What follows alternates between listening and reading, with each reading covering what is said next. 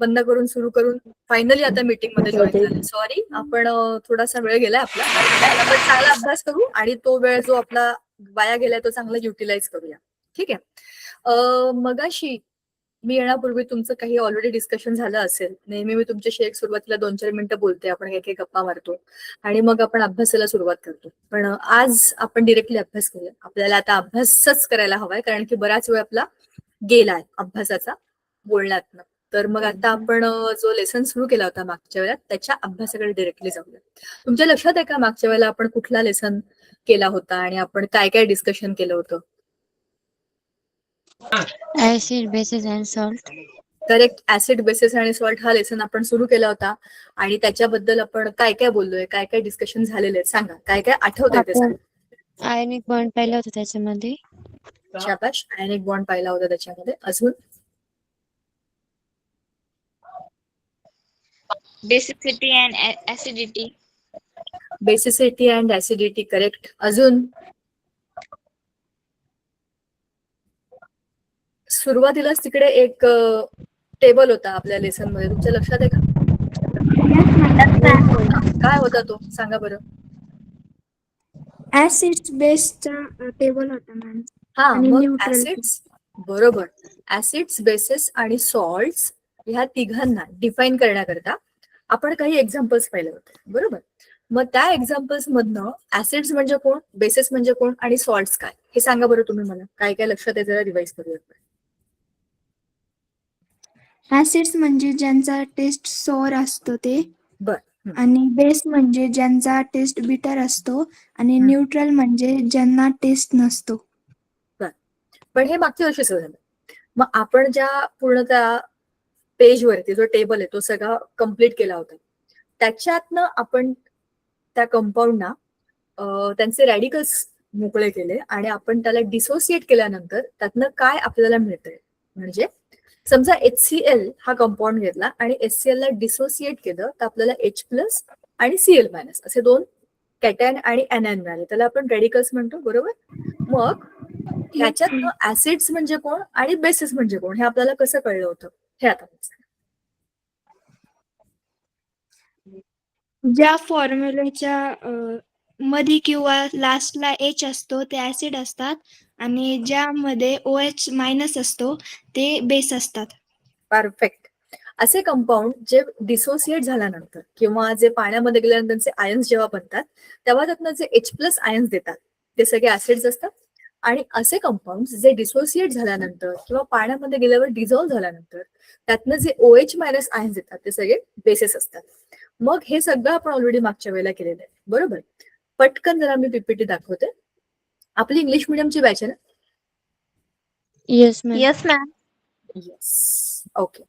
English. तर acids, basis आणि salts हा जो लेसन आहे आपला, हा जरा आपण एकदा बघूया. तर ह्याच्यामध्ये आपण बऱ्याचशा गोष्टी मागच्या वर्षीच्या रिवाइज केल्या होत्या. त्यांचे टेस्ट, त्यांचे इंडिकेटर, लिटमस पेपर. त्याच्यानंतर आपण हे पण पाहिलं होतं की not just litmus papers which are solids but we also have liquid indicators. त्याच्यामध्ये मिथाइल ऑरेंज, मिथाइल रेड किंवा फिनॉक्थेलिन असे पण काही एक्झाम्पल्स आपण पाहिले होते. We may not always get the chemical indicators. मग आपण स्वतः असे कुठले इंडिकेटर्स वापरू शकतो हे पण आपण पाहिलं होतं. So we can use flowers, we can also use turmeric which is a natural indicator जे प्रत्येकाच्या घरामध्ये असतं. तर अशा अनेक ऑप्शन्सना वापरून आपण दिलेल्या कंपाऊंड ऍसिडिक आहे का, बेसिक आहे का, न्यूट्रल आहे हे शोधून काढू शकतो. हे सगळं आपण मागच्या वेळेला बोललो होतो. आयनिक कंपाऊंड म्हणजे काय ह्याच्याबद्दल डिस्कस करताना आपण हे पाहिलं होतं की ionic compounds give ions because they are made up of ions. The reason आपण जसं बघितलं NaCl आपल्या बुकमध्ये पण आपण ते डिटेल बघितलं होतं. मागच्या वेळेला मी तुम्हाला ते ड्रॉ करून दाखवलं होतं की हे कसं होतं. Na चा Na+ होतो आणि Cl चा Cl- होतो. आणि याच्यामधनं काय होतं, they have exactly opposite charges. Na+, Cl-, they are exactly opposite in charges. No, so they are exactly opposite and they attract each other. So that is why they form the ionic bond. आणि अशा ionic bond मधनं जे लोक एकमेकांना धरून ठेवतात त्यातनं जे कंपाऊंड्स बनतात त्यांना आपण आयनिक कंपाऊंड्स म्हणतो. मग आपल्या घरातलं मीठ, we already had discuss last time that NaCl that is the common salt, sodium chloride, that we everyday use in our home. We all know that. आपण सगळ्यांनी हँडल केलेलं आहे मीठ. आपल्याला सगळ्यांना एकदा तरी स्पर्श झालाय आपल्या बोटांना मिठाचा. Everybody, all of us have experienced how NaCl is. हाताला कसं लागतं ते, तर ते प्रोसेस्ड मीठ असतं, बरोबर. पांढऱ्या रंगाचं असं पावडरी असतं, क्रिस्टल्स असतात त्याचे. तर हे सगळं आपल्याला आता चांगलं माहिती आहे आणि म्हणून आपण आता NaCl ला समोर ठेवतो. आयनिक कंपाऊंडचे जे काही कॅरेक्टरिस्टिक्स आहेत, म्हणजे जे काही गुणधर्म आहेत ते आरामात सांगितले. मिठाला मी तुम्हाला मागच्या वेळेला पण सांगितलं होतं, तुम्ही साखर आणि मीठ असे दोन्ही चमच्यामध्ये घेऊन बघा आणि त्याला तापवा आणि बघा मीठ वितळते का साखर वितळते. मिठाला वितळायला वेळ लागतो, मिठाला उकळायला पण वेळ लागतो, because ionic compounds are very tightly bonded with each other. त्यामुळे ते लवकर वितळत नाहीत, ते लवकर बॉईल होत नाहीत. त्यांचं मेल्टिंग आणि बॉइलिंग पॉईंट हाय असतात, बरोबर.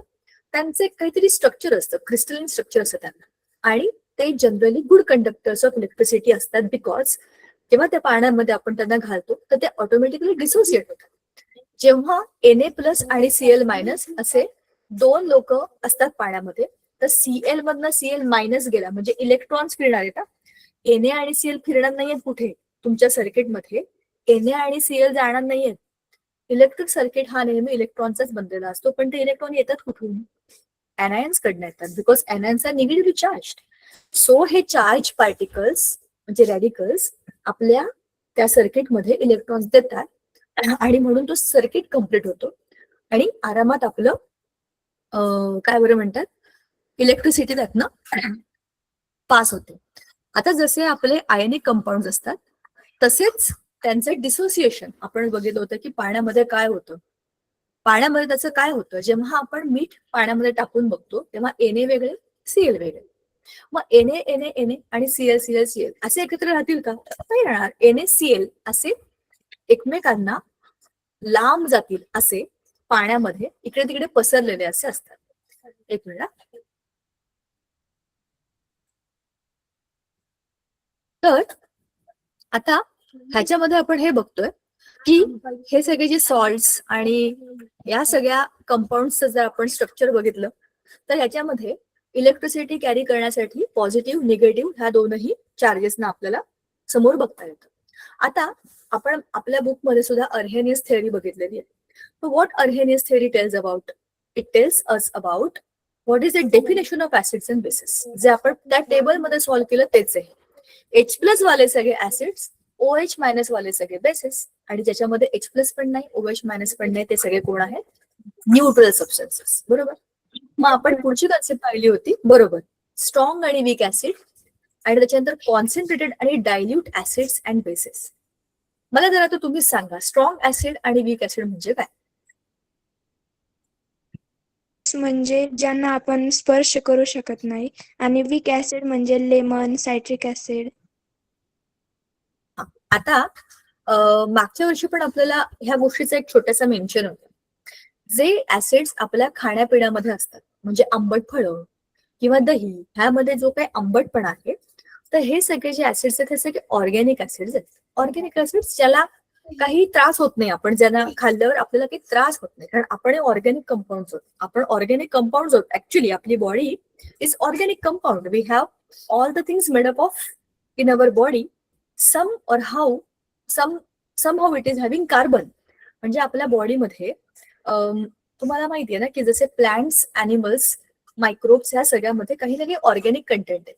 म्हणूनच आपल्या बॉडीमध्ये असेच ऍसिड्स जे फूड मधनं येतात ते ऑर्गॅनिक असतील तर आपल्याला त्रास होणार नाही, तसेच आपल्याला येतात फूड मध्ये. पण जे लॅब मधले ऍसिड्स असतात, जे हायड्रोक्लोरिक ऍसिड आहे, H2SO4, सगळे इनऑर्गॅनिक ऍसिड आहेत. इनऑर्गॅनिक म्हणजे ते ऑर्गॅनिक नाही, ते आपल्या बॉडीला सुटेबल नाही. आता तुम्ही जे म्हणताय, जे उदाहरण तुम्ही सांगितलं की सिट्रिक ऍसिड असेल किंवा लॅक्टिक ऍसिड असेल, म्हणजे दह्यातलं असेल किंवा लिंबातलं असेल, हे स्ट्रॉंग आणि वीकचे एक्झाम्पल नाही आहेत. स्ट्रॉंग ऍसिड म्हणजे ते ऍसिड जे पाण्यात टाकल्या H+ आयन देईल. जसं काही लोक असे असतात की त्यांना त्यांच्या आवडीची गोष्ट दिसल्या तर तिकडे पळतात. फॉर एक्झाम्पल, तुम्ही छोट्या मुलांना बघितलं असेल, स्पेशली मुलं वेगळे मुली वेगळे, तुम्ही चॉईसेस बघा. माझ्या तरी निरीक्षणामध्ये असे सगळी छोटी मुलं जेव्हा तुम्ही त्यांना जत्रेत घेऊन जाल किंवा कुठे फिरायला घेऊन जाल ते सगळे कारच्या दुकानामध्ये पळतात. त्यांना सगळ्यांना कार घ्यायची असतात.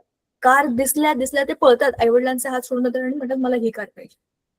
म्हणजे they are very strong towards that particular thing. तसं मुलींचं पण असतं. काहीतरी त्यांना काहीतरी डॉल आवडतात, काहीतरी आवडतं, काहीतरी मोबाईल फोन आवडतात, काहीतरी. मी बघितलेल्या तरी सगळ्यांना सगळंच कॉमन आहे असं नाही, सगळ्यांच्या बाबतीत हेच असतं असंही नाही. पण जनरली मी आतापर्यंत जेवढी सगळी छोटी मुलं आणि मुली बघितल्यात मला ह्या चॉईसेस खूप प्रॉमिनंटली दिसले. किंवा तुम्ही लेडीजचं बघा, कुठलं तरी कपड्यांचं दुकान, चप्पलचं दुकान, काहीतरी असं वेगळंच सेल वगैरे लिहिलं असेल तर आणि त्या गोष्टींची आपल्याला गरज नसेल तरी सुद्धा strong tendency to immediately go and shop अशी जी काय असतात ते असतात स्ट्रॉंग ऍसिड्स. इमिडिएटली काम करायचं, गरज असेल नसेल सगळं घेऊन यायचं आपण. So they R strong acids. मग वीक ऍसिड्स कोण असतात? जे असे थंड शांत. गरज आहे का नवीन कपडे घेण्याची? आहे. आत्ताच घेतले पाहिजे का? जाऊ दे, 2-4 दिवसानंतर घेतलं तरी चालेल. घ्यायचे आहेत, माहिती आहे, ऍक्शन घेणारे माहिती आहे, पण एकदम स्लो काम करतात. बरोबर. असं तीच मुलं जी आता कार घेण्याकरता पळत होती तीच मुलं आता जर अभ्यासाच्या पुस्तकांच्या दुकानात गेली तर हे पुस्तक पाहिजे का? ते पुस्तक वाचशील का? हो म्हणतात. वाचत बिचत काही नाही, घेतात, ठेवून देतात. असं नाही की रिॲक्शन करत नाहीत, कधीतरी उडून बघतात, चित्र पालटून बघतात, ठेवून देतात. रिॲक्शन करतात पण खूप स्लो, हळूहळू रिॲक्शन करतात. Strong acids, weak acids. कोणता ऍसिड कशात टाकलाय ह्याच्यावर अवलंबून येतो किती स्ट्रॉंग. आता उदाहरणार्थ आपण ह्या सगळ्या गोष्टी बोलतोय with respect to water. Water is a universal solvent. पाणी हा एक इनऑर्गॅनिक कंपाऊंड आहे आणि HCl हे पण एक इनऑर्गॅनिक ऍसिड आहे. मग ऍसिडला जे इनऑर्गॅनिक आहे त्याला तुम्ही अशा सोल्युशन मध्ये टाकताय, अशा सॉल्व्हेंट मध्ये टाकताय जे स्वतःच इनऑर्गॅनिक आहे, तर ते डिसोसिएट होणार. पण जर तुम्ही HCl ला तेलात टाकलं तर किंवा HCl ला पेट्रोलमध्ये टाकलं तर काय होईल त्याला? हे असे डिसोसिएट होणार नाही, कारण त्या सगळ्या ऑर्गॅनिक वस्तू आहेत. त्या ऑर्गॅनिक वस्तूंमध्ये ऑर्गॅनिक वस्तू डिझॉल्व्ह होतात. पण आपण जे काय बोललोय आता ते आहे स्ट्रॉंग टेंडन्सी आणि वीक टेंडन्सी याच्याबद्दल. खूप कन्फ्युज होऊ नका. जनरल इन्स्ट्रक्शन जे आहे तेवढं फक्त लक्षात ठेवा. आता स्ट्रॉंग बेसेस आणि वीक बेसेस. जसं आपण ऍसिड्सचं बोललो तसं सेम बेसेसचं. तर बेस काय करतात? ज्या बेसेस मधनं पटकन OH मायनस दिले जातात ते कोणाचा सगळे स्ट्रॉंग बेसेस असतात. म्हणजे दिसल्या अशी मोठी माणसं पण असतात स्ट्रॉंग बेसेसच्या बाबतीत. You can think of big people around you. मग त्यांना जे आवडतं ते तिकडे, जसं की आता सांगा मला तुम्ही तुमच्याच घरातले बाबा, काका, आजोबा हे लोक कुठल्या गोष्टी दिसायला तिकडे पळतील अशी कुठली गोष्ट असेल? खरं सांगू शकता? इकडे उत्तर तंबाखू. सांगा तुम्हाला काय वाटतंय? आजूबाजूला अशी कुठली गोष्ट असेल जी बघितलं लोक तिकडे जातात? घरातली मोठी माणसं सांगा. Strong bases we are talking about. Acids आपण जनरली नेहमी ऍसिड्सना कम्पेअर करताना लेडीजचा एक्झाम्पल घेतो. म्हणजे घरामध्ये आपण बोललो होतो आई ऍसिडिक असते आणि बाबा बेसिस असतात. सांगा मग खूप स्ट्रॉंग बेसिस म्हणजे काय? बोला, हँड रेस कोणी केलाय त्यांनी सांगा.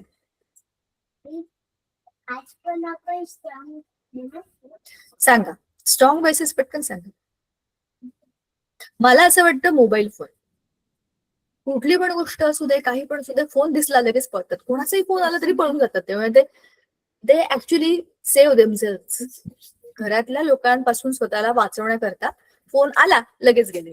कोणाचाही फोन आला तरी पण ते जातात, रॉंग नंबर आला तरी पण ते जातात. So strong tendency to go out of this, असं मी ऑब्झर्व केलं. खरंच असं असेल सगळ्यांच्या घरात असं नाही, पण एक कॉमिक पद्धतीने लक्षात ठेवू शकता. स्ट्रॉंग बेसिस म्हणजे जे पटकन OH मायनस आहे. मग वीक बेसिस कोण असतील? OH minus. सांगा सांगा सांगा. Boiling of milk. Burning of milk. Boiling of milk. हा, मग हे काय आहे? कसलं एक्झाम्पल आहे? Strong acid. स्ट्रॉंग ऍसिड मध्ये boiling of milk. Milk boil झालं. मॅम तुम्ही बोलल्या ना घरचे जर काही बघितलं तर लवकर कुठं जातं ते सांगते मी. अच्छा, म्हणजे असं समोर. आता मी असं म्हणत होते की जसं आया असतात, जसं की ताया असतात, काकू, मावशी, आजी. कोणी बघा तुम्ही साडीचं दुकान दिसलं की थांबतात असतात, म्हणजे ती एक स्ट्रॉंग टेंडन्सी आहे. त्यांना भल्या घ्यायचं नसेल, भल्या घरामध्ये खंडीवर साड्या असतील तरी साड्या दिसल्या की त्या अडकतात तिकडे. तर ते स्ट्रॉंग आहे, ती फिलिंगच स्ट्रॉंग आहे की ही साडी वा. भल्या तशा 2 साड्या घरी असतील पण ते तसं मुलांचं पण आहे, बॉईचं पण आहे. कार, बाईक पाहिजे म्हणजे पाहिजे, येऊ न येऊ, स्वतःच्या उंचीला पुरो न पुरो, पण पाहिजे म्हणजे पाहिजे. तसं गर्ल्सचं पण असतं. तुम्ही बघा त्यांची खेळणी अशी एक वेगळी असतात, काहीतरी त्याच्यामध्ये जोडून बघू करून बघू अशी भाजी असतात. असं मी जनरली बाबा लोकांचं, काका लोकांचं बघत होते की फोन त्यांचा मित्र असतो. सध्या फोन आला की ते लगेच बाहेर जातात, कार्यक्रमात असं तरी पण बाहेर जातात. मग बरोबर आहे, घरामध्ये असं दूध ओतू जायला लागलं की लोक पळतात, किंवा कुकरच्या 3 शिट्ट्या झाल्या की घाबरून पळतात, मला रागवतील म्हणून, 4थ्या शिट्टीच्या आधी बंद का नाही केलं, असं होऊ शकतं. पण ह्या सगळ्यामधनं आपल्याला हे माहितीये की स्ट्रॉंग बेसिस म्हणजे इमिडिएटली OH मायनस आयन देणार. मग वीक बेसिस म्हणजे कोण? शांत, फोन आलाय, पत्ता अरे माझ्या ओळखीतला किस्सा आहे, तुम्हाला सांगते मी. आम्ही एकदा एका फॅमिलीकडे गेलो होतो, बर्थडे पार्टी होती म्हणून छोट्या मुलांची, आणि आम्हाला त्यांनी लोकेशन पाठवलं की हे आमचं घर आहे, तुम्ही इथे या. आम्ही सगळे त्या लोकेशनच्या हिशोबाने, आणि सगळे हजबंड वाईफ होते, त्या हजबंडच्या ऑफिस मधले सगळे आणि त्यांच्या वाईफ सगळ्या, असे आम्ही सगळेजण गेलो होतो.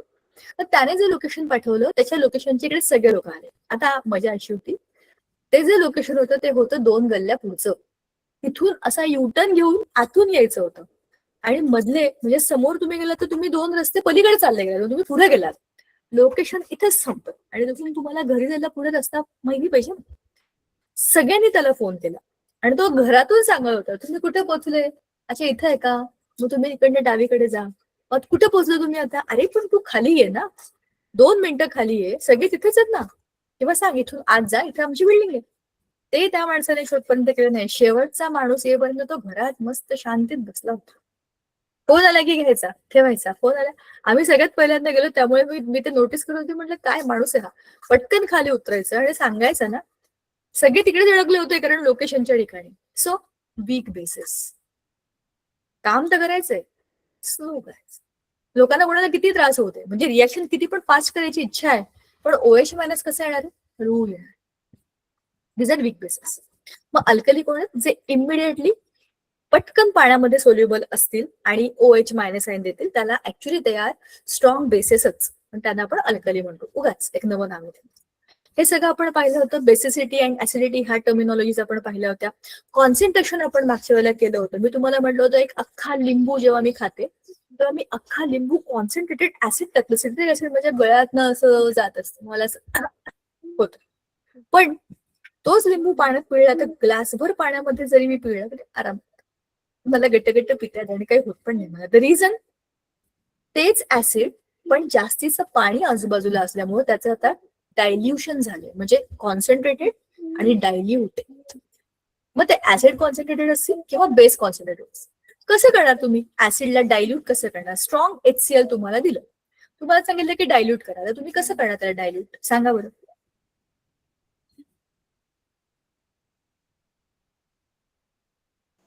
काय मॅम? मी तुम्हाला स्ट्रॉंग ऍसिड आणून दिलं आणि सांगितलं याला आता तुम्ही डायल्यूट करा, म्हणजे त्याचं कॉन्सन्ट्रेशन कमी करा. तुम्ही काय करणार आता?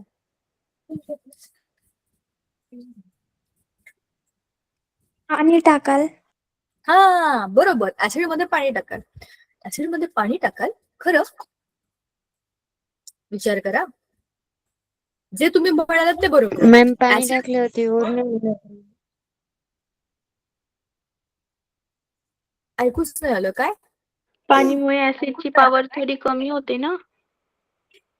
बरोबर, पण ऍसिड आहे त्याच्यात पाणी टाकणार का? पाणी आहे त्याच्यात ऍसिड टाकणार? त्या दोघांना एकमेकांवर टाकायचं आपल्याला, पण कशात काय टाकायचं? एक बिकर आहे त्यात मी ऍसिड घेतलंय, ऍसिड टाकायचं. पाण्यात ऍसिड टाकायचं का बरं?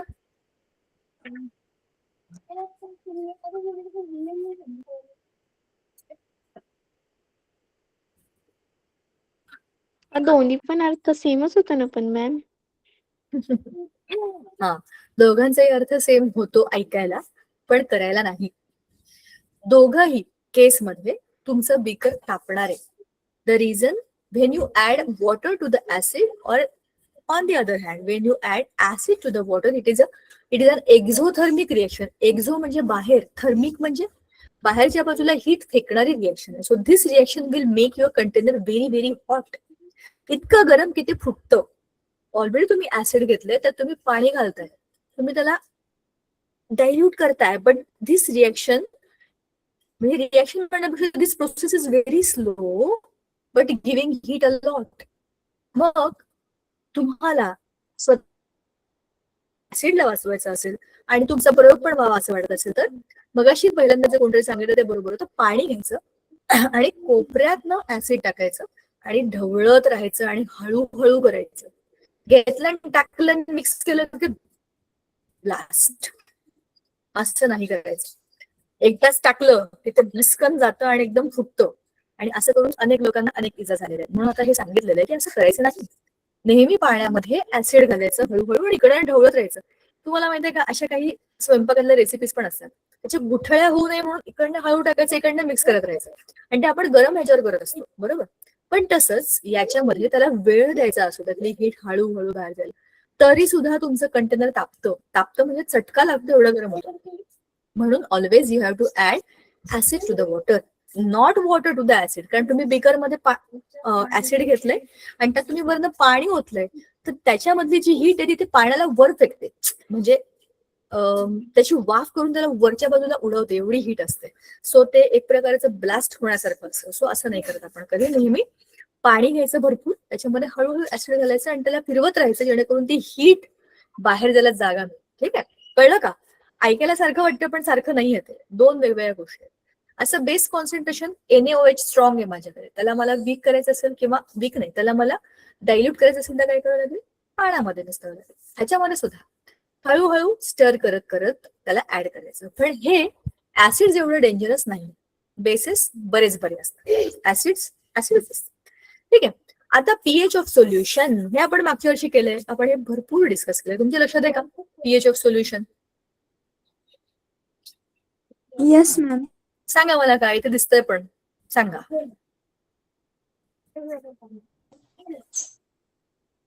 जे pH स्केल असते ती 0 ते 14 पर्यंत असते, आणि 7च्या जे खाली असतात ना ते ऍसिड असतात, आणि जे 7च्या वरती असतात ते बेस असतात. बरोबर. पण मग pH या शब्दाचा अर्थ काय? pH power of hydrogen. बरोबर, पॉवर ऑफ H+ आयन्स. म्हणजेच काय, H+ आयन्सची पॉवर जर जास्त असली तर ते काय असतील, 0, 1, 2 च्या रेंजमध्ये असतील. पण हीच पॉवर कमी आहे, H+ चीच पॉवर कमी आहे, म्हणजे काय, OH- जास्त आहे, मग ते कोण असतील, बेस असतील. बरोबर की नाही? कळलं का अर्थ? म्हणून त्याचा अर्थ pH असा आहे. तर ही पॉवर जी आहे, जर तुम्ही म्हणाल ते बरोबर आहे. 7 म्हणजे न्यूट्रल. न्यूट्रल म्हणजे green. Green colour indicates neutrality. काश सोसायटी में भी ऐसा होता. पण green is the colour of plants, बरोबर, हिरव्या रंगाचा, असा शांत रंग, डोळ्याला सुखावणारा आणि आनंद देणारा. पण 7 is the colour of neutrality. Neutral कलरचा 7. 7च्या वरचे सगळे ऍसिड, बरोबर सांगितलं, 7च्या खालचे सगळे basis. 0 extremely acidic, 14 extremely basic. बरोबर. या सगळ्या 0 ते 14च्या पट्टीला आपण म्हणतो pH ऑफ सोल्युशन, किंवा स्केल ऑफ pH. और सोल्युशनचे जे काही pH आहे ते ह्या 0 ते 14 मध्ये बसतात, ह्याच्यातच असतात. आता आपल्याला इंडिकेटर्सचे कलर सुद्धा माहिती आहे, बरोबर. कोणते? 0 ते 14चे आपले वेगवेगळ्या pH चे कलर कोणते? 0चा रंग आहे dark brown, it's very very dark, extremely acidic.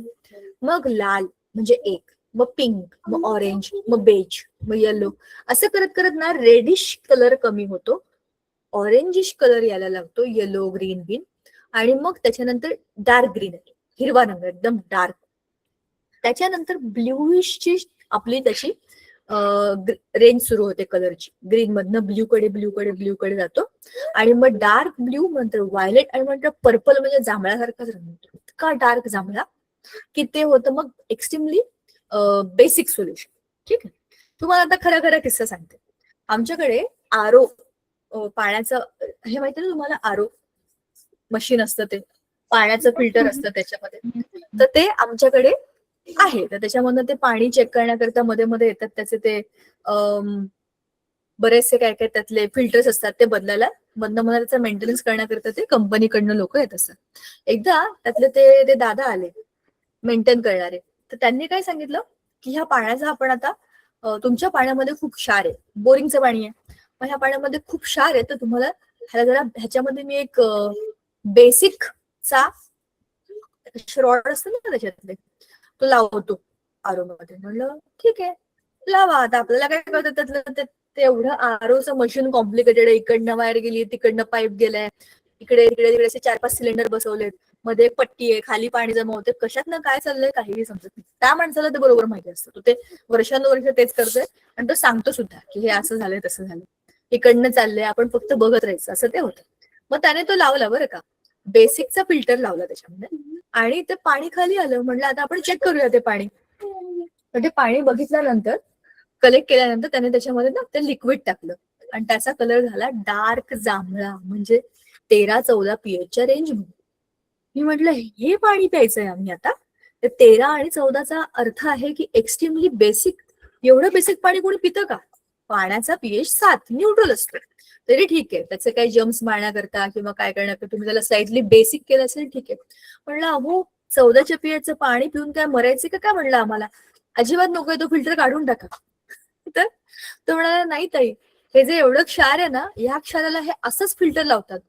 मला ही गोष्ट समजेच ना की एवढ्या क्षाराला हा फिल्टर लावतात. म्हणजे खाली नळामध्ये जे पाणी आलेलं आहे त्या पाण्याचा pH जर एवढा असेल तर वरती त्या पाण्याने काय काय काय काय ट्रॅव्हल केलंय. पुढचे 6 महिने मला ते पाणी पिताना प्रत्येक वेळेला भीती वाटत होती, आपण 14चा pH असलेलं पाणी पितोय, 14चा pH असलेलं पाणी पितोय. शेवटी मी घरामध्ये बोंबाबोंब करून पुढच्या वेळेला ते काढूनच टाकलं. म्हटलं मला नको आहे ते, भले साधं असेल तरी चालेल, पण हे एक्स्ट्रीमली विचित्र काम करायचं नाही. यू नेव्हर नो, हाडं आतून किंवा आपले सेल्स किंवा आपली ऑर्गन सिस्टीम काहीही डॅमेज होऊ शकते ना. रोज तुम्ही असंच पाणी, ते म्हणतात ना रोज थोडं थोडं विष प्यायल्यावर माणूस विषारी होतो, तसं येते. रोज थोडं असं पाणी पिऊन आपल्याला काय माहिती आतले ऑर्गन्स डॅमेज झाले तर. सो आपल्याला त्या गोष्टी ज्या पूर्णपणे कळत नाहीत त्या सांगणाऱ्या माणसाला पण जर कळलेल्या नसतील तर कन्फ्युजन वाढतं. त्याला ते काहीच माहित नव्हतं, एवढा डार्क कलर म्हणजे 14 pH 13 pH त्याला माहिती नव्हतं. त्याला केमिस्ट्री नाहीये, तो टेक्निशियन आहे, त्याला हे माहितीये की असं करायचं तसं करायचं ते करायचं, पण त्यातनं अर्थ काय होतो हा साधा अर्थ आहे ना. म्हणलं अहो मी मुलांना हेच शिकवते, मला माहितीये 13-14 pH म्हणजे डेंजर असतं ते, तुम्ही काय करून ठेवलंय आमच्या आरोचं. आणि त्यात माझ्या माझ्या माझ्या घरातले लोक मला म्हणतात नाही आम्ही युट्यूब व्हिडिओ बघितलाय ह्याच्यामध्ये असंच असतं. अरे यार म्हटलं घ्या आता हेच पाणी पितो मी, तुमच्याकरता हेच भलं. पुढच्या वेळेला मात्र जेव्हा तो आला मेंटेनन्सला मी ते काढून टाकायला लावलं, कारण पूर्ण 6 महिने मी खूप कटकट केली होती त्या पाण्याने. सो सांगायचा मुद्दा असा की ह्याचे आपल्या आजूबाजूला असे अनेक उदाहरणं आपल्या आजूबाजूला अशी असतात जेव्हा आपल्याला हे समजतं की काय आहेत या गोष्टी, है ना, काय आहेत अशा या गोष्टी. सो pH 0 to 14च्या स्केलमध्ये आपल्याला हे सांगतो की त्याचं कॉन्सन्ट्रेशन किती आहे, ऍसिड किती कॉन्सन्ट्रेटेड आहे, किती स्ट्रॉंग आहे. 7 pH असलेलं ऍसिड दिलं तर pHच नाहीये, तो ऑलरेडी न्यूट्रल आहे. 6 pH असेल तर ऍसिडिक आहे पण स्लाइटली ऍसिडिक आहे. 1 pH असेल तर 1 pH म्हणजे हायड्रोक्लोरिक ऍसिड आहे. मग आपल्याला माहितीये की तो स्ट्रॉंग ऍसिड आहे, बरोबर. सो असा आपण याचा अभ्यास इझिली करू शकतो आणि त्याला कम्पेअर करू शकतो बाय कलर्स. कुठून मिळणार हे कलर आपल्याला? ह्याच्यासाठी आपल्याकडे असतात इंडिकेटर्स. पण त्याच्या आधी आपल्याला आणखी एक किस्सा आहे याच्यामध्ये, reaction of acids with metals. पण आता ह्याच्यासाठी I will go to the text book. For this I need to go to the text book. I want to show you few things in this. So बघा, जे जे झालंय पटापट खाली जाऊया आणि पुढचा भाग बघूया. NaOH चं डिसोसिएशन आपण पाहिलं होतं आणि मग त्याच्यानंतर आपण फॉर्म्युलाज बघितला. क्लासिफिकेशन आपण आता परत रिवाइज केलं. मागच्या वेळेला आपलं बरोबर झालं होतं, बरोबर. कॉन्सन्ट्रेशन, ऍसिड्स, बेसिस परत आपण डिस्कस केलेलंच आहे. मॉलिक्युलर मास, अच्छा ही एक कन्सेप्ट राहिली होती. मी तुम्हाला म्हटलं होतं हे आपण बुकमध्ये करणार आहे. हे आपण ओरली गेलो होतं, तुमच्या लक्षात आहे ना? हे तुमच्या लक्षात आहे का आपण हा टेबल ओरली सॉल्व्ह केला होता? हो. आता परत करायला पाहिजे आहे का?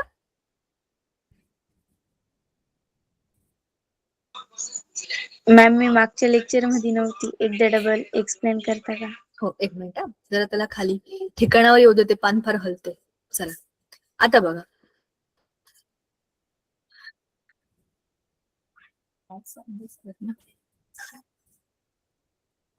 बघा आता आपल्याला इथे solute, quantity of solute, volume of solution आणि कॉन्सन्ट्रेशन ऑफ सोल्युशन एक मस्त टेबल दिलेला आहे आपल्याला. सोल्यूट म्हणजे काय? चला, हे एक बीकर आहे. या बीकर मध्ये मी घेतलंय पाणी. पाणी काय असतं माझं? सॉल्व्हंट. ह्याच्यामध्ये मी टाकलं मीठ. हे मीठ आहे, मिठाचे पार्टिकल्स टाकले. तर हे काय आहे? मीठ म्हणजे काय आहे माझं? सोल्यूट. हे काय आहे माझं? सॉल्व्हंट. मिठाला जरा लाल रंगाने दाखवू का? इझी होईल. Solute is in the solvent आणि त्याला दोघांना मिळून काय म्हणतात? सोल्युशन. हे झालं सोल्युशन. सोल्युशन मध्ये काय आहे? सॉल्व्हंट आणि त्याच्यामध्ये टाकले मी सोल्यूट. आता नेम ऑफ द सोल्यूट म्हणजे आता याच्यामध्ये मी मीठ टाकलं, तर मिठाचं नाव आहे सोडियम क्लोराईड. त्याचा मॉलिक्युलर फॉर्म्युला आहे NaCl. त्याचा मॉलिक्युलर मास किती आहे? मॉलिक्युलर मास कसं काढतो आपण? ऍटॉमिक मासेस एकत्र करून त्याची बेरीज करतो. सोडियमचा ऍटॉमिक नंबर आहे 11 आणि त्याचा मास आहे 21, बरोबर ना? चेक करा. आणि Clचा आहे 35.5. सोडियमचा ऍटॉमिक नंबर 11 आहे, मग हे 22 पाहिजे का 23 आहे? आपण चेक करूया. I am slightly confuse. आपण जरा चेक करूया. सोडियमचा ऍटॉमिक मास मला वाटतं 23 आहे. Sodium I think 23. हा 22.9 पण 23. हा 23 राऊंड ऑफ करून 23.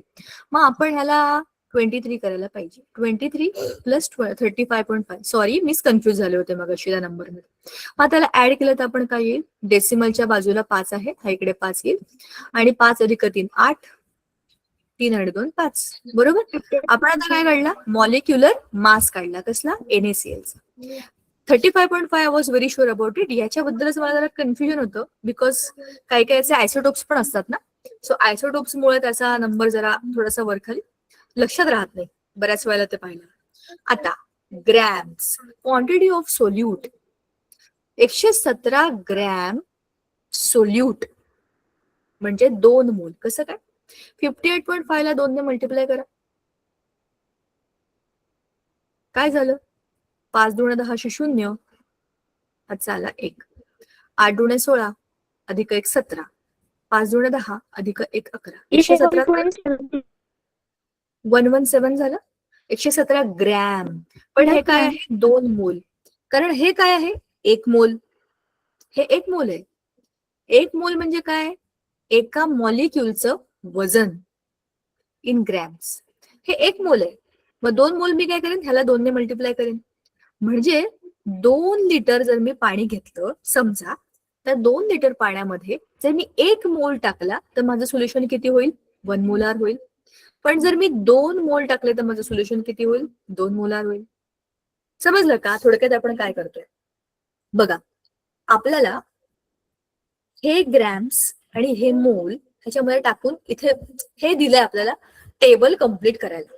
त्यांनी वरती एक सोडवून दाखवले सोडियम क्लोराईडचं. HCl म्हणजे काय? Hydrochloric acid. आपण नाव लिहूयात. हायड्रोजनचा ऍटॉमिक नंबर आहे 1 आणि त्याचा मास नंबर किती आहे? हायड्रोजनचा 2, बरोबर. मग आपण 2 घेऊया. हायड्रोजन 2 आणि क्लोरीनचा आपण आत्ताच बघितलं 35.5, बरोबर. 35.5 प्लस 2 किती होता? 37.5, बरोबर. 37.5. हायड्रोजनचं पण आपण नाही, हायड्रोजनचं वजन आपण एकच घेतो ना. 1 प्रोटॉन, 1 न्यूट्रॉन आणि 1 इलेक्ट्रॉन. आपण जरा या आपल्या पुस्तकांमध्ये काय दिले जनरल ते आपण जरा बघूया का? मला कन्फ्युजन झालंय आज. हायड्रोजनचा ऍटॉमिक आपण हायड्रोजनला असं लिहितो ना 1H1. ओके, म्हणजे आपण हायड्रोजनला एकच धरूया. काय करूया? 1 का 2? 1 1 ना. आता बघा, हायड्रोजनचे मला प्रॉब्लेम असा आहे, मला ना एक गोष्ट जास्त माहिती आहे, त्यामुळे मला कॅल्क्युलेशन मध्ये जास्त प्रॉब्लेम येतात. हायड्रोजनचे 3 आयसोटोप्स आहेत, एकाचं वजन 1 आहे, एकाचं 2 आहे, एकाचं 3 आहे. सो तीनही घेतले तरी आपल्याला हे कॅल्क्युलेशन करता येणार आहे. पण आपण जनरली जो घेतो तो H1Hच घेतो ना, मग आपण त्याचं एकच घेऊया. जो जनरल आपला हायड्रोजन आहे तो एक घेऊया आणि हा 35.5 घेऊया. त्याचं तर फिक्स आहे, त्याचा काही प्रॉब्लेम नाहीये, त्याचे एव्हरेजेस काढलेले असतात. क्लोरीनचे पण 2 आयसोटोप आहेत आणि त्याचा एव्हरेज म्हणून हा पॉइंट मध्ये 35.5 प्लस 1 किती झाले 36.5 बरोबर. 36.5 हे काय आहे 1 मोल ऑफ HCl आहे. मग मी ते लिहून टाकते 36.5. ठीक आहे. यू हे काय आहे डाल्टन बरोबर. तुम्हाला आठवतंय ऍटॉमिक मास युनिटचं ते आपलं डाल्टन. Yes ma'am. हा ते मागच्या वर्षी पण होतं आपल्याला, नाही मागच्या लेसन मध्ये होतं ते. तो 36.5 यू हे काय झालं त्याचं मॉलिक्युलर मास झालं. पण जर मी आता 3.65 ग्रॅम एवढं त्याच्यामध्ये क्वांटिटी ऑफ सोल्यूट घेतलं आणि पाणी किती घेतलं मी 1 लिटर पाणी घेतलं. 1 लिटर पाण्यामध्ये हे किती मोल होतील सांगा बरं मला. 3.65 आणि 36.5. नंबर ऑफ मोल्स कसे काढतात. नंबर ऑफ मोल्सचा फॉर्म्युला काय होता दिलेलं वजन म्हणजे given weight upon molecular mass. आठवतंय का मागच्या लेसन मध्ये होता आपल्याला. चला आपण थोडस मागे जाऊया, मागच्या लेसन मध्ये जाऊया जरा तुम्हाला आठवेल की मी कुठलं काय बोलते. हा हे बघा हे हे हे हे हा आठवतोय तुम्हाला. ह्याच्या आधीचा किस्सा आपण जो बोललो होतो. नंबर ऑफ मोल्स कसे काढतात mass of the given substance in gram upon molecular mass of the substance. तर आपल्याला नंबर ऑफ मोल्स आपण कसे काढले एकूण त्याचं जे काही वजन असतं त्याला ग्रॅम्स मध्ये दिलं की आपला आला मोल नंबर ऑफ मोल बरोबर. आणि पुढे आपण काय काढलं होतं बॅलन्स कुठून आली ह्याच्या खाली होता ना तो नंबर ऑफ मोल्स बघा गिवन मास अपॉन मॉलिक्युलर मास. हा फॉर्म्युला इम्पॉर्टंट आहे, याला आपण स्टार केला होता. नंबर ऑफ मोल्स कसा काढायचा गिवन मास. आता इथे दिलंय बघा ना 66 ग्रॅम एकूण वजन आहे, त्याचं मॉलिक्युलर मास किती आहे 44. म्हणजे दिलेलं वजन नेहमी वर लिहायचं आणि त्याचं वजन ऍक्च्युअल त्याचा जो मास आहे तो खाली लिहायचा बरोबर. आता दिलेलं वजन आपल्याला किती होतं 3.65 दिलं होतं की नाही. थांबा येऊया आपण तिकडे आता.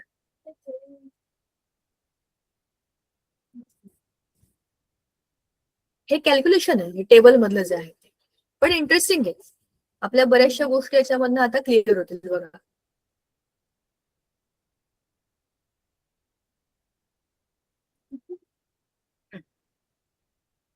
तर 3.65 हे आपल्याला दिलेलं वजन मॉलिक्युलर मास. तर गिवन वेट काय आपलं 36.5 नाही 3.65 I am very sorry 3.65 divided by 36.5.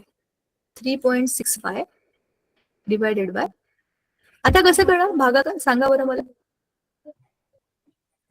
1 answer येईल मॅम. कसं बनेल डेसिमल बघा ना 3.65 ला तुम्ही भागताय 36.5 नाही डिजिट्स तेच आहेत पण डेसिमल उलटे सुलट आहेत ना. मग ह्याला 10 ने गुणायचं ह्याला 10 ने गुणायचं मग हे काय होईल 36.5 डिवायडेड बाय 365 बरोबर ना.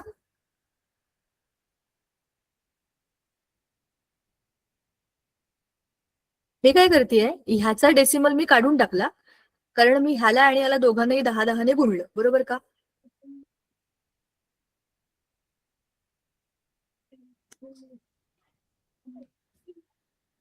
कळलं का. ह्याला पण 10 ने गुणलं ह्याला पण 10 ने गुणलं 10 ने गुणल्यावरती हा इकडे जाईल ना पूर्ण डिजिट होईल ना. हा 365 होईल ना. कम्प्लीट नंबर डेसिमल चालला गेला वरती. ह्याला 10 ने गुणलं तर हा 36.5 होईल बरोबर. ह्याला पुन्हा जर मी 10 ने गुणलं तर खाली पण 10 ने गुणावं लागेल बरोबर ना. जे काही वर करतो तेच आपल्याला खाली करावं लागतं की नाही इक्वेशन आहे तर 36.5 चा होईल 365 डिवायडेड बाय 3650. आता सांगता येईल भागाकार कसा होईल ते. आता हे काय 1/10 बरोबर ना. मग आता ह्याला जर आपण फ्रॅक्शन मध्ये लिहिलं तर आपण याला काय लिहिणार 0.1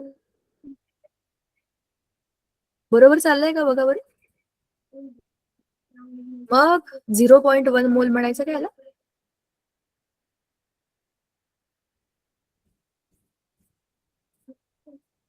कळलं का मी काय काय केलं?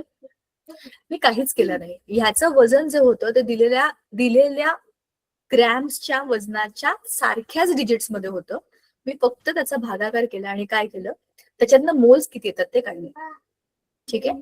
मग आता ग्रॅम पर लिटर आणि मोलरिटी. ग्रॅम म्हणजे काय, दिलेलं जे काही वजन होतं ते पर लिटर. मग ह्याचं ग्रॅम पर मोल काय येणार आहे, 36.5. बरोबर. आपण कारण हे सगळं कॅल्क्युलेशन पर लिटर करतोय बघा, per litre 36.5 gram per litre. आणि आता ह्या सोल्युशनची मोलरिटी काय आली आहे, किती मोल आहेत हे, 0.1 मोल पर लिटर. कळलं आपण काय केलं? थोडं कठीण आहे ना?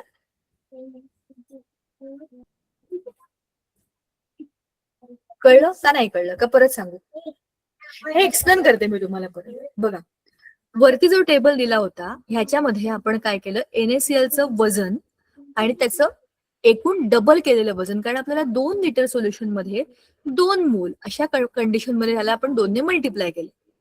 पण इथे आपल्याला एकाच लिटरचं म्हणजे एका लिटर मध्ये डबल करायची गरज नाहीये. एका लिटर मध्ये किती आहे आपल्याला ते मोल मध्ये काढायचं होतं.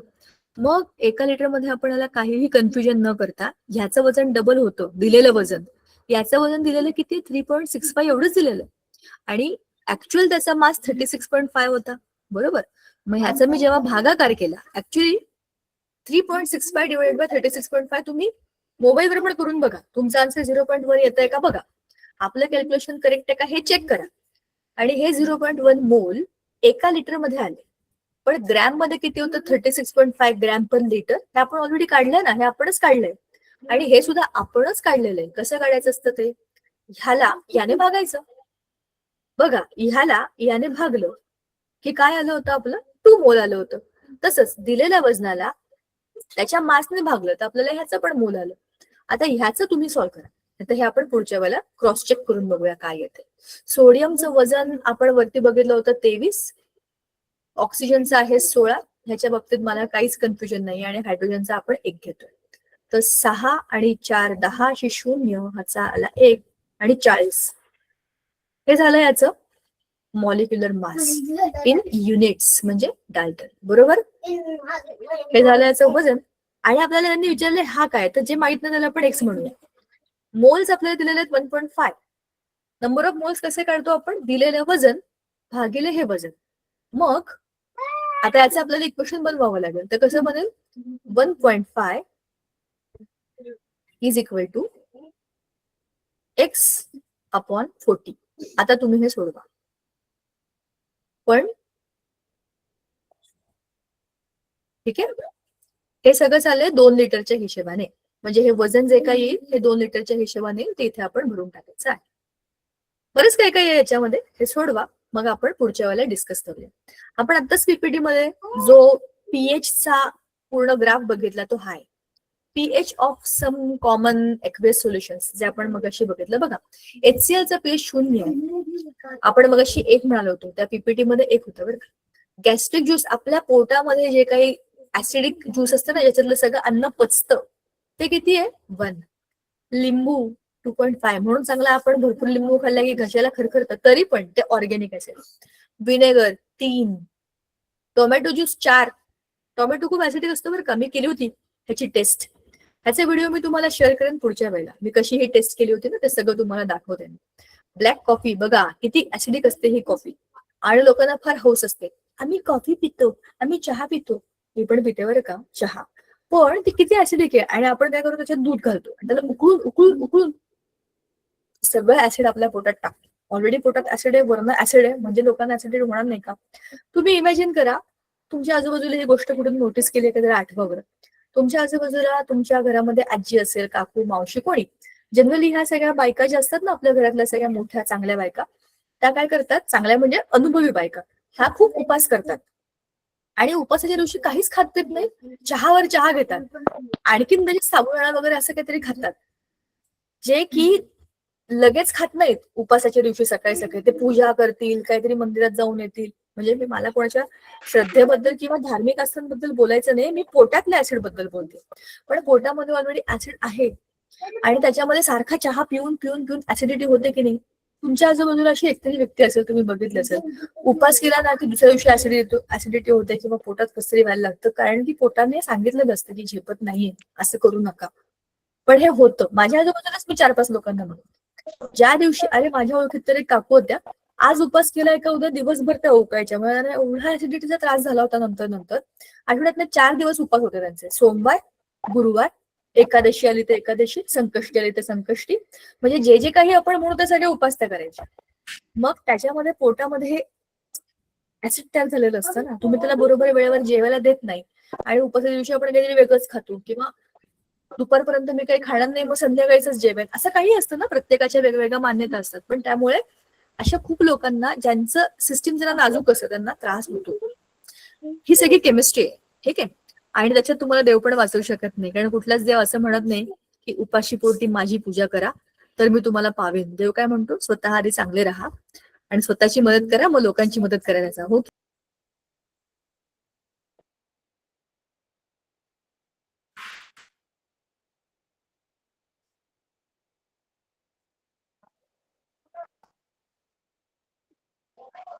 हॅलो.